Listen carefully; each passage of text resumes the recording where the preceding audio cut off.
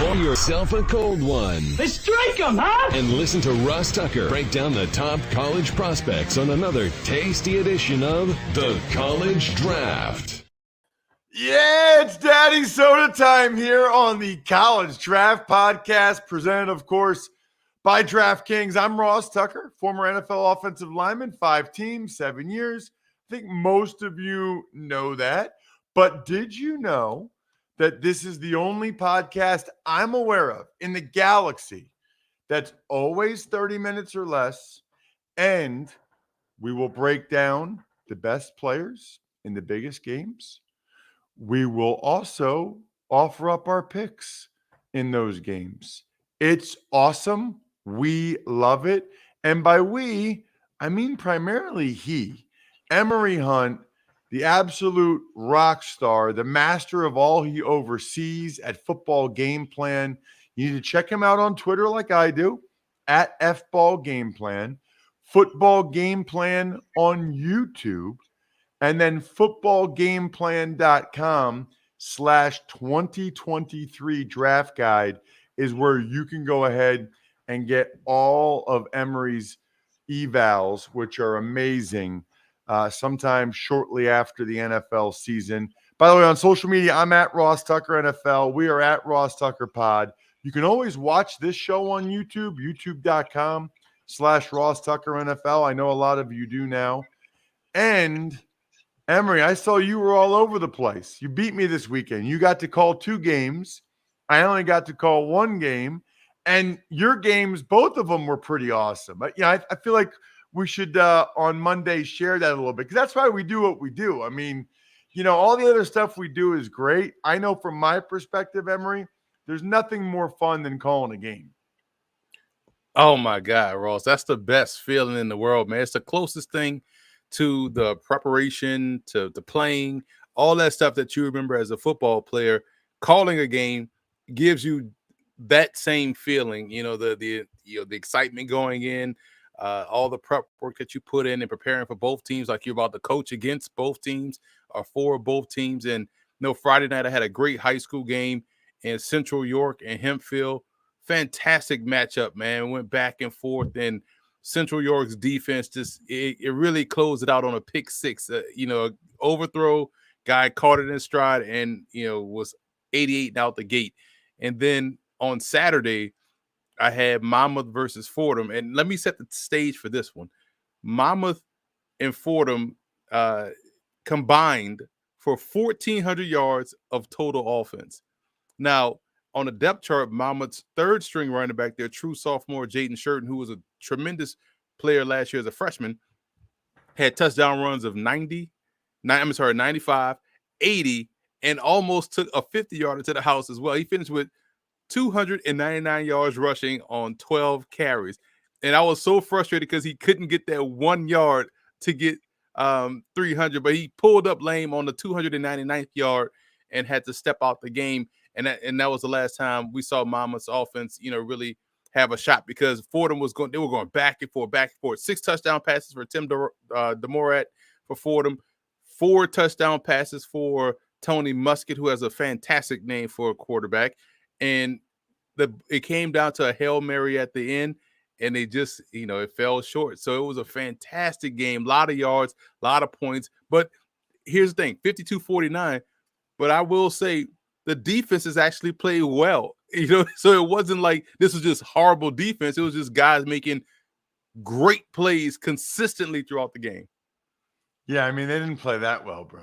1,400 yards. My new favorite player is Fotis Kokosoulis, the wide receiver for Fordham, who was not only making spectacular plays as a receiver, running routes, making awesome catches, but was a core special teamer, and he made 2 touchdown saving tackles on kickoff returns. So yeah, it was like all 3 facets were phenomenal. Yeah, so I did the Army UTSA game on CBS Sports Network, and this week I'll do Villanova at Army, which is a fun game, because your boy Emory, Christian Benford from Villanova, got the start for the Buffalo Bills in their game against the Rams on Thursday night over the first rounder from Florida. Kaiir Elam and Benford played very well. A lot of zone coverage. So looking forward to seeing Villanova. But my game ended up going to overtime. And in overtime, Army got a field goal. But then Frank Harris, the quarterback for UTSA, who's just so slick. He's just such a smooth operator. He ends up throwing a touchdown pass. The Roadrunners have 3 outstanding, big, gifted receivers, and Harris is just silky smooth.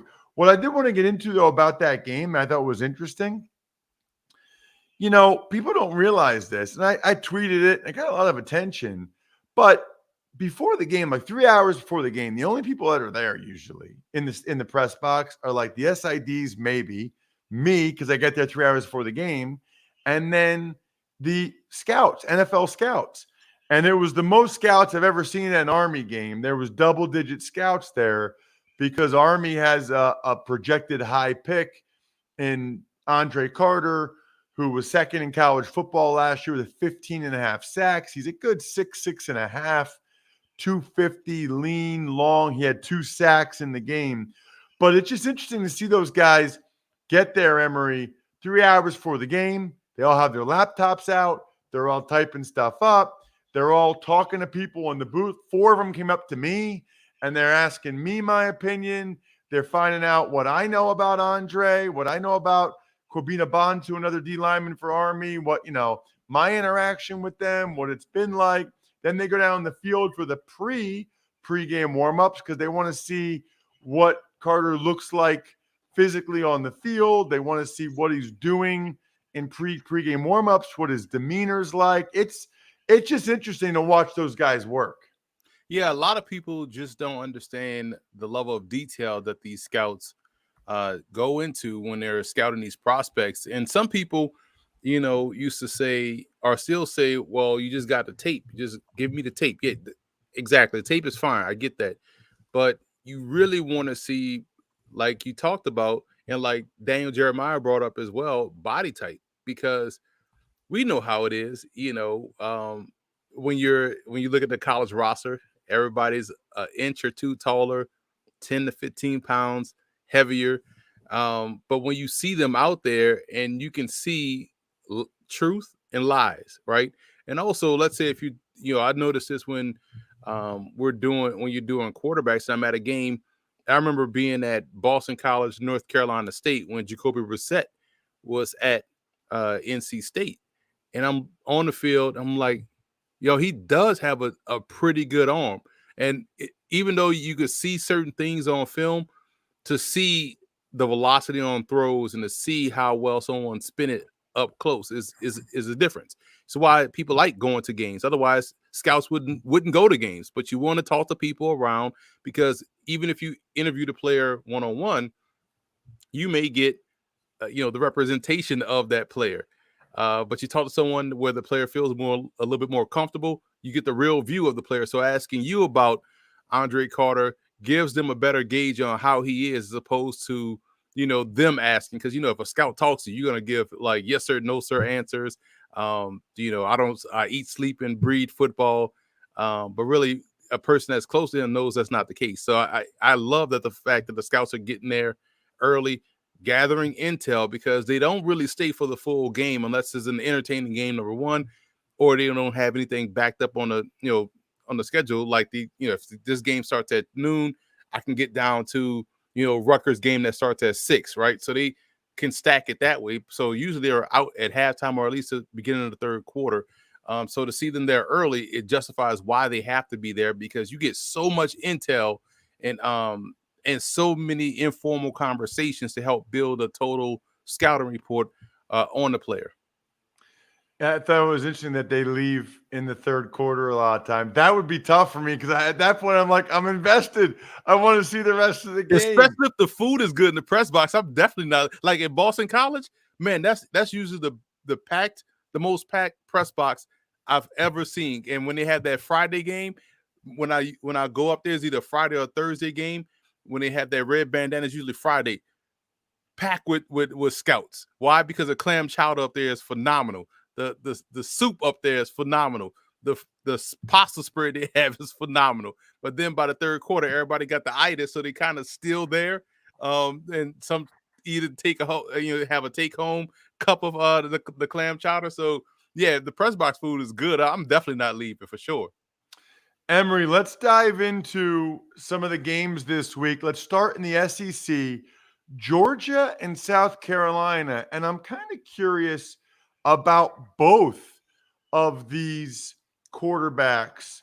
You know, you've got the one guy who's the former walk-on and Stetson Bennett, who all he does is play well. And you were talking about him last year. And you got the other guy that a year ago people were saying was going to be the number one pick, Spencer Rattler.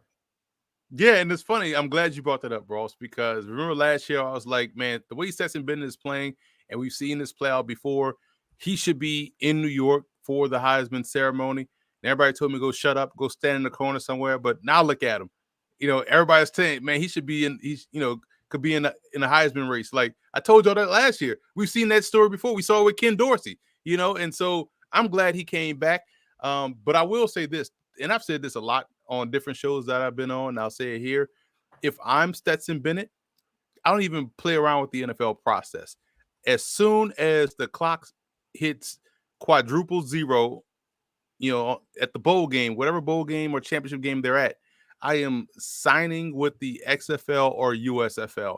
I am bypassing this whole NFL process. I'm not going to waste my time going to the combine. I'm not going to waste my time doing these pro days because I already know how the league will try to play me. They're going to make me out to be not good enough, not tall enough, not big enough, and I'm not going to get drafted. I'm going to have to fight on some practice squads.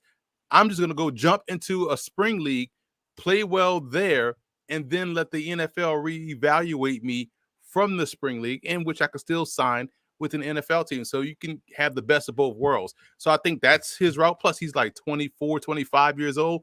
Him and Hendon Hooker have the same issue. They're overaged quarterback prospects. They're solid. Hooker is a little bit better than Bennett, but Bennett is a baller, is a gamer, sort of like that Trace McSorley type. So for me, if I'm him, I'm bypassing this whole process and going and play spring football and then let the league reevaluate my tape from a pro league, and then we make moves from there. What about Spencer Rattler for South Carolina? What have you seen, Emory? The same things we saw at Oklahoma. It's just the peaks and valleys. It's like, man, can you flatline your play? If he can flatline, he has a live arm. He has the ability to make the wild plays, but you want to see it just straight across the board for a 4-quarter game, because that's why South Carolina has been in a battle for a while with Georgia State, and they were in a battle last weekend. So you want to see him just flatline his play and not have those peaks and valleys that he's had in his game so far, because it's so frustrating to watch, because you see talent, but because you have the highs and lows that he does, it removes him from that first round to now you're talking maybe late day 2, early day 3 type prospect. Bless you, by the way. Thank you, sir. How about the wide receiver, Antoine Wells? I'm a FCS guy, following the FCS, covering the FCS like I do. He was a monster at James Madison. And when he transferred, I was like, oh, this, James Madison was going to the FBS. They're going to have Antoine Wells. That he announces he's going to transfer, but he goes to South Carolina. This dude, Ross, when he was playing as a true freshman at JMU, I thought the dude was a senior, just looking at how polished he is, how dominant he was out on the perimeter, and how he was able to rise to the level of the significance of the moment. And so he was playing big in big games. And to watch him now do the same things at South Carolina that he did at James Madison is a great thing to see. So he is going to give Georgia a problem. Him and Kaylee Ringo matching wits is going to be fun to watch all throughout the game if they have him matched up on him. But Wells is a phenomenal talent, and he's a junior, so a true junior. So he's a really good player to watch. Georgia's favored by 24.5, Emory. That's a lot of points. What do you think? I'm going to lay those points. I don't have a problem with laying big spreads when the defense is, a slow choke out. So you have the defense of Georgia, combined with how Georgia operates on offense, it won't be Georgia jumps out to a 55 to 3 lead like Michigan has done, against Hawaii or whatever. This will be, at the end of the first quarter, it's 10-0. Second quarter, 17-3. Third and fourth quarter, we see them go up 30-10 or 30-7, 30-6, something like that, where they cover the spread. So I think they can cover the spread. I like Georgia because, again, you're dealing with the inconsistent quarterback in Spencer Rattler. So I trust the Bulldogs defense to even get into the end zone in this game. What about Miami and Texas A&M? I don't think we've talked very much about Tyler Van Dyke. No, we haven't. And, he's one of these quarterbacks that had a lot of buzz coming in, had a great finish to last season. And so far this year, he's off to a solid start. He's another one of these 2023 prospects that everyone's talking about. I like his fearlessness. I like his ability to handle pressure. He can make the good throws, and you just want to see him continue to build on that. I would like him more than because of the young age. I like him more than a Will Levis in terms of prospect. And you like that, okay, this is a guy that may come back next year, but he's definitely draft eligible. But he's making progress. And this is another game, albeit they're coming off of a loss to the Sun Belt Conference, who gave everybody fits last weekend. But this is another big challenge for him to pass, and another feather in the cap for a guy that, built off what he did last year. So I'm excited to see how he does versus what should be an angry, a little bit more aggressive defense in Texas A&M. Yeah, really. But there's a receiver that caught your attention for A&M. Anais Smith, man. Again, sometimes you don't know if he's a running back, if he's a receiver. He's kind of like the Deebo Samuel, the Wan'Dale Robinson. I think he's been there forever. The only reason why I feel like he's been there forever because when he's playing running back, you think, okay, yeah, he's a junior. But then he's playing receiver, it's like, oh, wow, he's a sophomore. So as long as they keep switching him from position to position, his eligibility will never run out. Because you look at it, this is a new player. No, it's the same dude that's dangerous with the ball in his hands, dangerous on any type of play, offensive play. He's someone that, when you think about versatility and what the league looks for, that's him. That's the guy that you want on your team because he can affect the game as a runner, as a receiver, also as a, returnman. So he's going to have another big day in order for A&M to really win this game and get that nasty taste of a Sun Belt loss out of their mouth. Sun Belt was no joke this weekend, man. No joke, impressive. Man. Really impressive. Power 6. We're Power 6 conference now. So add us to the mix. That's why you expand the playoffs, Ross, because you saw what was going on in the Sun Belt. Like, yo, we got to get these guys in there. We're a 3-bid league now. Like, you got to get us in there. Louisiana out there kicking people's butts on NFL Network. Find someone in the SEC that is playing on NFL Network in college football. You won't see it because it's a Sun Belt conference, and that's what we do. They're laying 5.5 are the Aggies against the Hurricanes. Which way are you going? Whew. It's going to come down to quarterback play. And I can trust Tyler Van Dyke more so than whoever A&M throws out there. We may see Max Johnson. They better throw Max Johnson out there. But the problem is they have an issue at the most important position. Now, they'll come in. They'll try to lean up and try to beat Miami up front on both sides of the line of scrimmage. But on the other side, you're dealing with a guy that's not afraid of a challenge in Tyler Van Dyke. So that alone, to me, gives them an edge. Whether they win or lose, I don't know. But 5.5 points seems like a lot. So take the Hurricanes and the points here.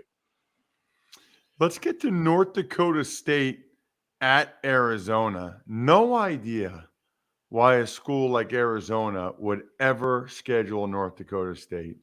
That just seems like an absolutely terrible, terrible idea if you're Arizona. And really, they got Jed Fish. They're trying to build this program.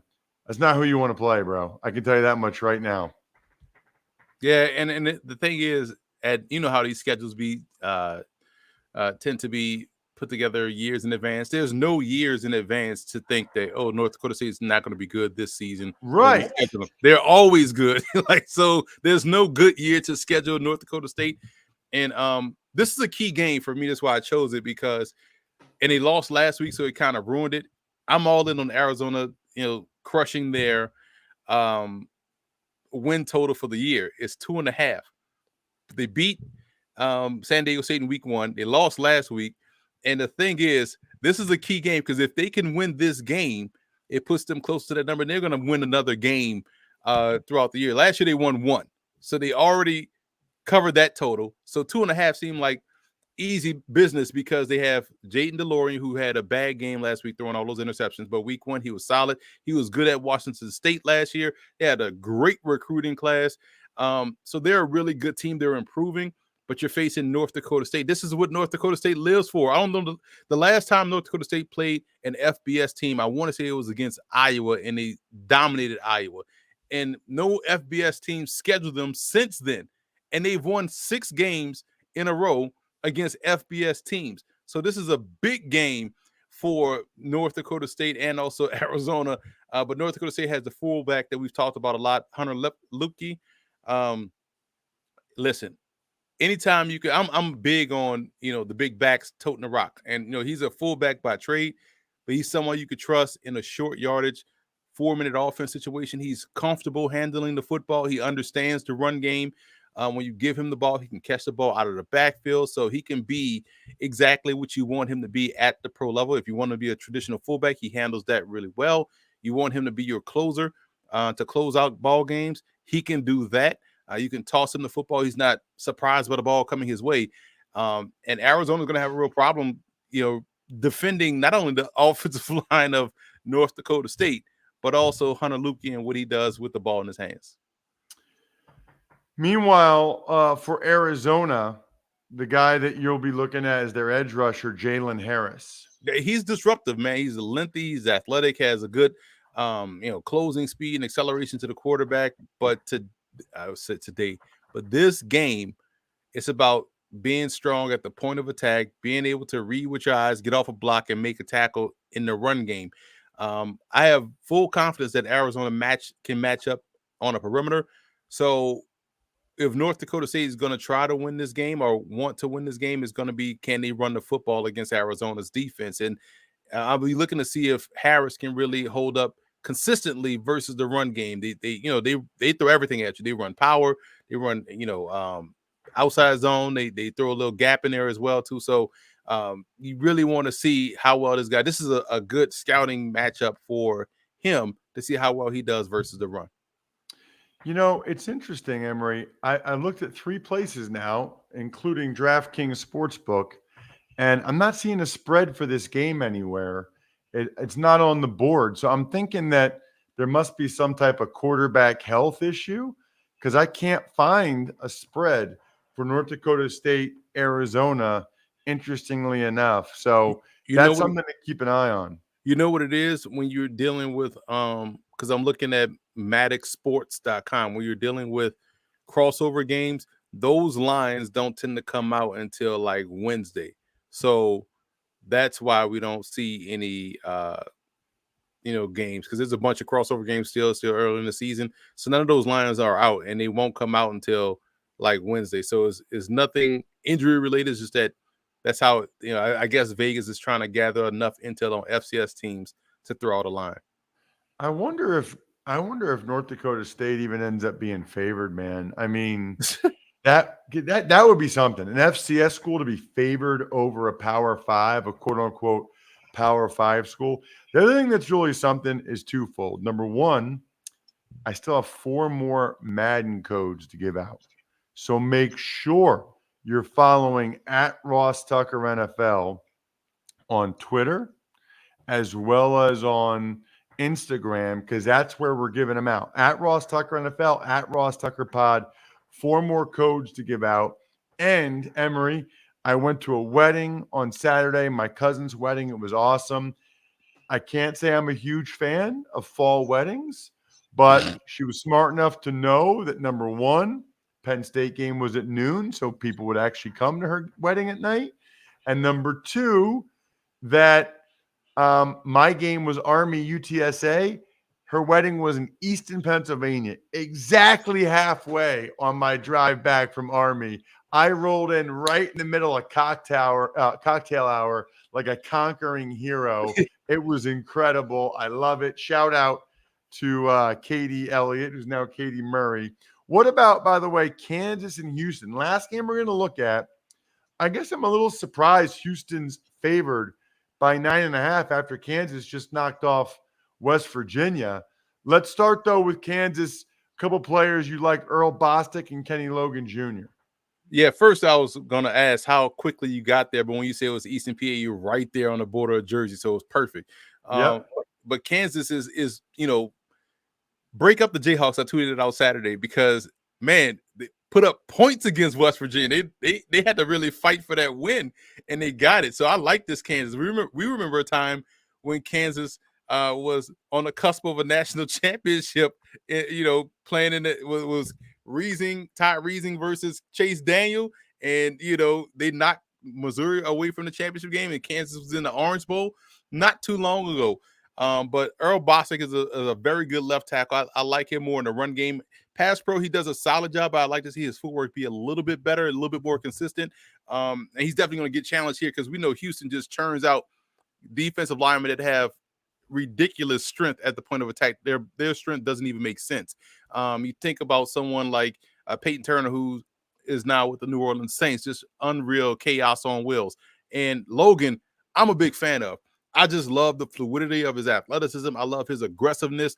I love his ability to help you out on special teams. I think this is someone I wouldn't have a problem putting in a first round because of how decisive he is when he diagnosed a run, how quickly he can close on the pass and on a receiver. He arrives in a bad mood, but he's a good form tackler. He's not the one that's going to try to blow up a receiver or a ball carrier and then bounce off and the guy goes on for positive yards. He's someone that can hit you and wrap you up and bring you down to the ground. I think he's a tremendous safety player that can also serve in the role as an alley defender. He can run with receivers. He can run with tight ends.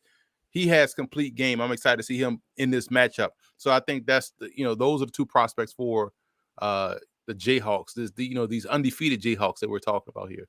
Yeah. What about Houston and their safety, Jervarius Owens? I think it's interesting watching him play. I like his patience because he's not going to get himself in a bad position to have to retrack and get back on his horse.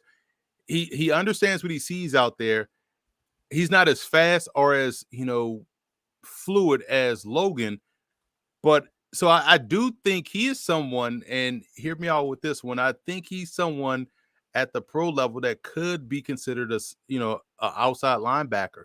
And the way teams run nickel so often, he could be that guy that could be that linebacker. Or let's say if you are if you're a CFL team, right? He is the perfect linebacker because, or halfback as they like to call it, because you keep him in that what we call it in the NFL in the alley, because he could be great versus the run. The short to intermediate passing game, he's solid there. The speed and burst and explosiveness, I don't think is the same thing as Logan, but I see I see a pathway for him to be either that strong safety in a traditional sense or grow into a linebacker, outside off-ball linebacker at the pro level, at the NFL level. What do you got on the spread here, Emory? With like I said, a little surprised Houston's laying 9.5. Yeah, exactly. This is a new Kansas team. This is a new Jayhawks program. Lance Leipold, we've seen him do it. At Wisconsin Whitewater, we saw him do it. At Buffalo, we're seeing him do it in Kansas. So I'm taking Kansas in the points here.